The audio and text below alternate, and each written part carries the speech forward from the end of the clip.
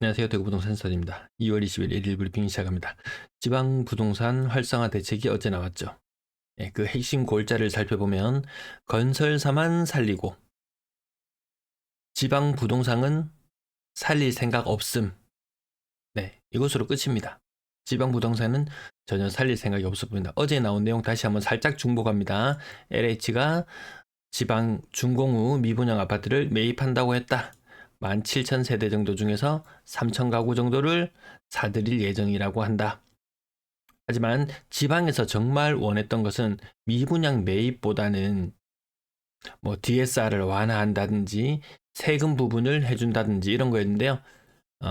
DSR 완화는 제외되었다. 왜?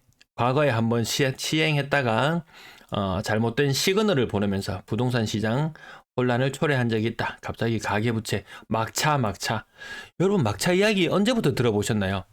막차 이야기 들은 지가 한 10년도 더 넘은 것 같은데 매년 막차가 나옵니다. 기가 막힙니다. 매년 막차가 나옵니다.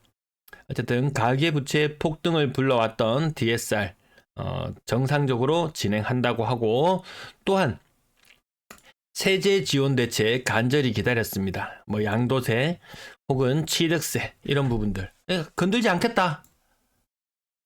서울 와 갑자기 상승폭 막 커지고 있습니다. 경기 인천 힘 못 쓰죠. 낙폭 1위의 명예를 세종시가 깨찼습니다. 그렇게 많이 떨어졌다고 반토막 났다는 세종시. 하지만 아직까지 더 떨어질 게 남아있는 모양입니다. 정말 서울공화국이다. 서울의 거래량 지금 1000건 정도 진행 중인데요. 한 25% 정도 신고됐다고 보면 되거든요. 많으면 4000건까지도 바라봅니다. 저는 한 3500건 정도까지도 나올 걸로 봅니다. 3,500건이면 2,800건? 3,500건? 노란색 24년도 3월 달에 힘을 썼는데 2월 달에 힘을 씁니다. 그럼 이렇게 뻗어나갈 힘이 있냐? 이렇게 뻗어나갈 힘은 저는 사실 없다고 보고 있어요. 자, 쿠팡알리 링크 누르시고 이 제품 말고 필요한 거 아무거나 사시면 됩니다. 간절히 부탁드립니다. 매도 물량 48,000개. 목요일은 살짝 줄어드는 그런 구간이죠. 전세 물량 6,000개. 5,000개 정도까지만 가도 안정적이다. 이거 아닐 수도 있다고 말씀드렸죠. 이게 월별 거래량이 많이 줄어들고 있어서 그렇습니다. 뭐 1,300건 정도 거래량 나오고 있습니다. 근래 들어서. 그러면 4,000개만 해도 충분하다. 근데 이 속도로 감소를 한다면 여름이 오기 전에 전세 물량 빡빡한 시기를 만날지도 모르겠어요. 근데 또 아니에요. 왜? 지방 미분양 물량 3,000개 매입한다고 했는데요. 그러면 대구에는 몇 개 정도 매입해 줄 것인가? 18,000개 중에서 3,000개. 대구에 미분양 물량이 준공후 미분양이 2,600개 정도 있나요? 18,000, 2,600개. 이렇게 해야 되겠다. 다시 한번 식을 세워 볼게요. 18,000개 중에서 2,600개가 대구 거다. 3,000개를 매입해 준다. 수도권 아니고 지방 미분양만 계산합니다. 6분의 1. 많으면 한 500개 정도 매입해 주겠네요. 자, 500개 정도 매입해서 어떻게 하죠? 전세 물건으로 내놓습니다.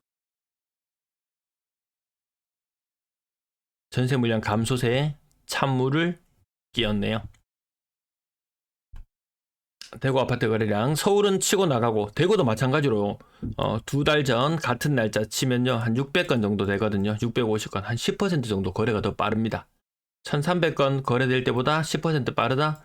2월달 거래량이 1500건까지 생각보다 갑자기 막 힘을 씁니다. 서울, 대구 그렇습니다. 부산은 이 정도까지는 힘 못 쓰거든요.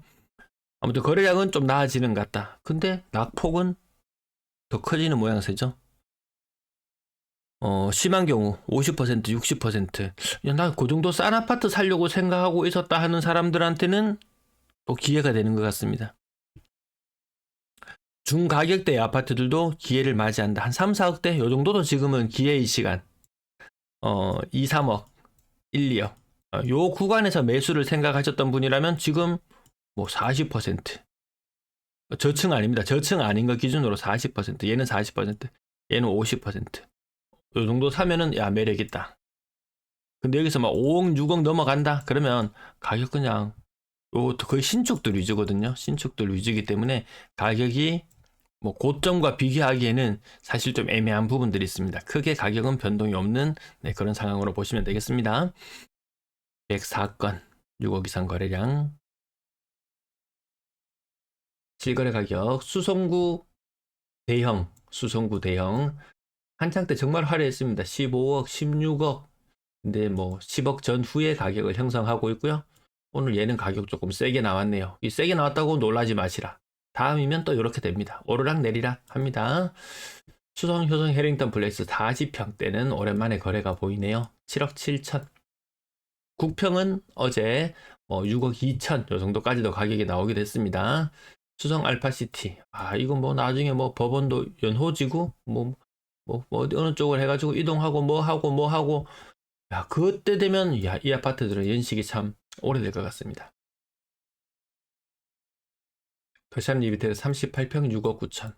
고점과의 비교가 이 무의미한 신축들. 두류 센트럴 빌더 시티 6억 4천. 분양가 자체가 원체 셌었습니다. 월배 3정 6억. 메트로 팔레스 54평 5억 7천. 야, 그 만촌동인데. 그래도 만촌동인데. 평당 1,000만 원입니다.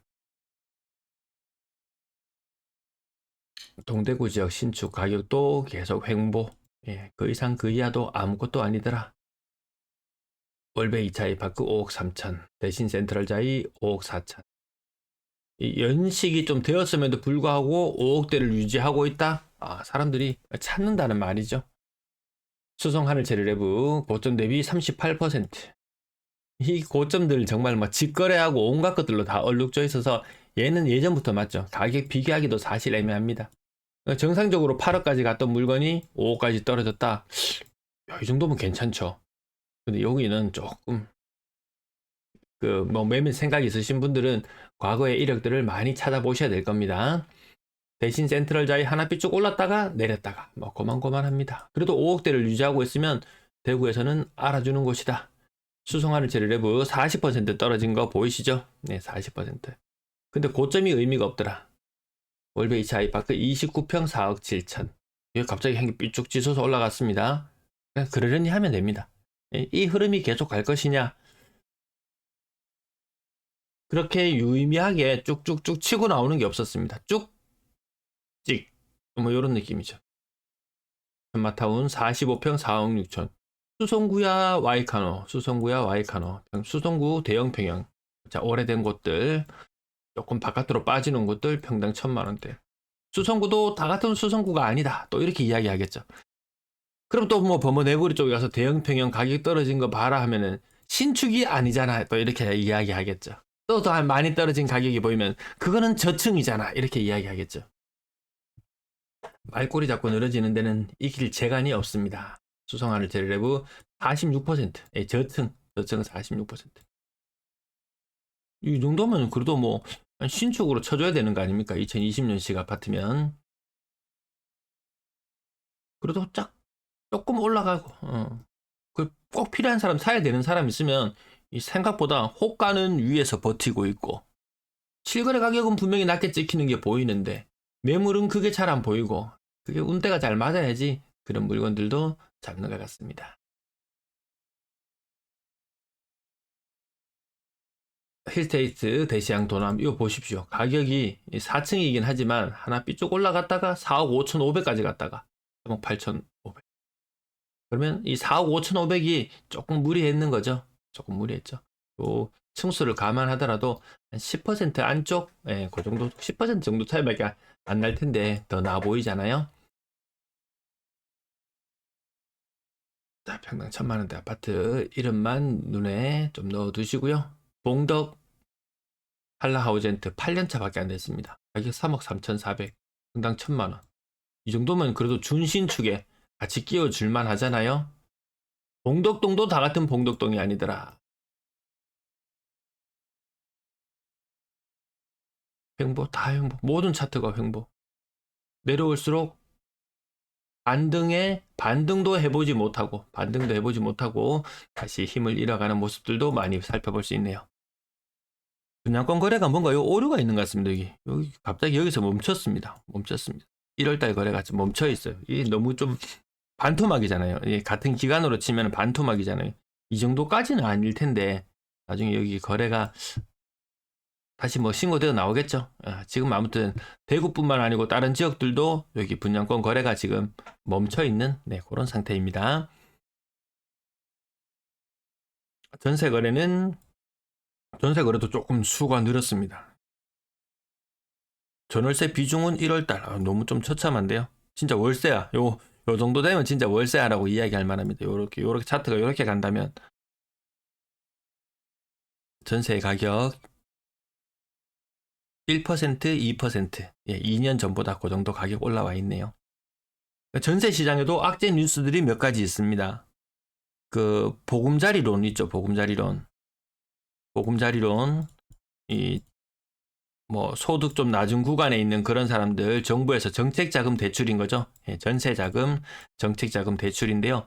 이거 한번 내놓으면은 그전에는 뭐 6년, 8년 이렇게 소득을 다시 점검하지 않았습니다. 근데 요거 2년 지나고 나면 이제 바로 소득 점검. 소득 올라갔네? 그러면 금리를 높인다든지. 요런 것들도 적용한다고 합니다. 아무튼 이런 악재 뉴스는 소리 소문 없이 지나갑니다. 잘 보이지도 않습니다. 뭐 지방 미분양 매입 뭐 이런 거는 엄청 크게 떠벌리고요. 어제 그 영상 제목 아마 이해하셨으리라 믿습니다. 시청 감사합니다.